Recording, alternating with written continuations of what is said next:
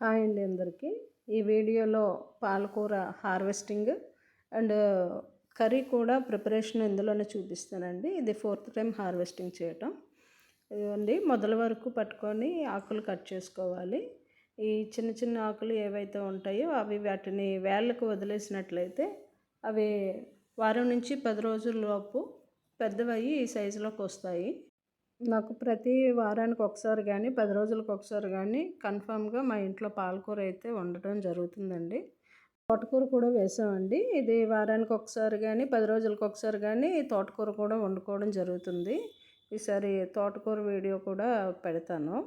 చూడండి ఆకు ఎంత పెద్దగా వచ్చిందో. దీన్ని శుభ్రంగా కడుక్కొని నీరంతా పోయేలాగా వడకట్టుకోవాలండి. ఈ పాలకూరతో వేపుడు చేస్తానండి.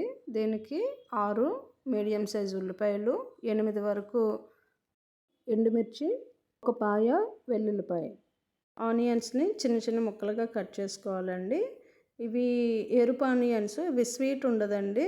ఆనియన్ ఘాటు ఉంటుంది. ఈ కడిగి శుభ్రం చేసుకున్న పాలకూరను కూడా కట్ చేసుకుంటున్నాము. కట్ చేసుకున్న తర్వాత స్టవ్ వెలిగించుకొని ఒక కళాయి పెట్టుకొని దాన్ని వేయించడానికి సరిపడా ఆయిల్ వేసుకుంటున్నాను. ఇప్పుడు వెల్లుల్లి, ఎండుమిర్చి ముక్కలు చేసుకొని వేసుకుంటున్నానండి. ఇది కాస్త వేగిన తర్వాత కట్ చేసి పెట్టుకున్న ఆనియన్స్, 2 రెబ్బలు కరివేపాకును వేసి బ్రౌన్ కలర్ వచ్చేంత వరకు వేగించుకోవాలండి. ఇప్పుడు కట్ చేసుకున్న పాలకూరను కొద్దిగా వేసుకొని కలుపుకోవాలి.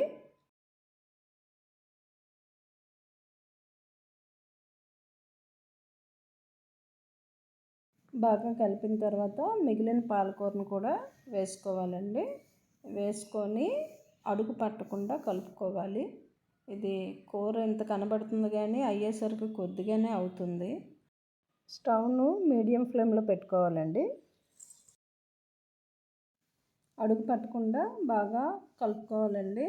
ఈ ఆకుకూరలు అవటం వల్ల ఎక్కువ శాతం అడుగు పట్టే అవకాశాలు ఎక్కువ ఉంటాయి కాబట్టి తరచూ కలుపుతూ ఉండాలి.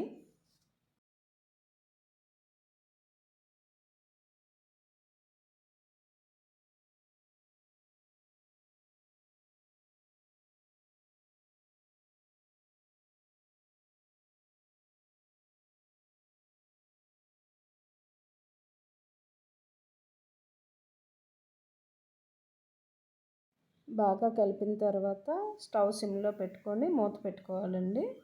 తర్వాత ఇప్పుడు మూత తీసుకొని అడుగు పట్టకుండా కూరని కలుపుకోవాలి.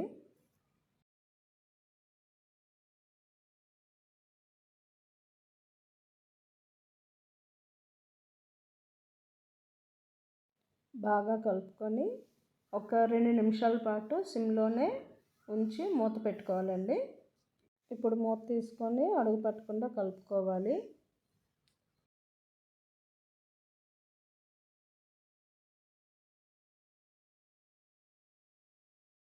ఇందులోకి 1 teaspoon salt, 1/2 teaspoon పసుపు వేసుకోవాలండి.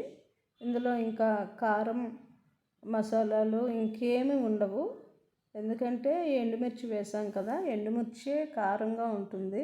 యాక్చువల్గా అది ఫస్ట్ వేసేటప్పుడు ఎండుమిర్చి తక్కువగా కనిపించినా చివరిలో కూర అయిన తర్వాత లాస్ట్లో అవే హైలైట్గా కనిపిస్తాయి. ఎక్కువ శాతం ఎండుమిర్చే మనకు కనిపిస్తుంటాయి. ఎందుకంటే వెల్లుల్లి, ఆనియన్ అన్నీ స్మాష్ అయిపోతాయి. ఇప్పుడు మూత పెట్టుకోవాలండి. వేగిన తర్వాత మళ్ళీ ఓపెన్ చేసుకొని కాస్త కొత్తిమీర వేసుకొని కలుపుకొని మరలా మూత పెట్టుకోవాలి. ఒక 2 మినిట్స్ తర్వాత ఓపెన్ చేసి చూస్తే చూసారా కూర ఎంత దగ్గరగా అయిపోయిందో. ఇది నాకు ఎంతో ఇష్టమైన కూర అండి. దీన్ని వేడి వేడి అన్నంలో కలుపుకొని తింటే భలే ఉంటుంది. ఇందులో ఎండుమిర్చి మాత్రమే ఎక్కువ కనిపిస్తాయి. ఓకే అండి, థ్యాంక్ యూ.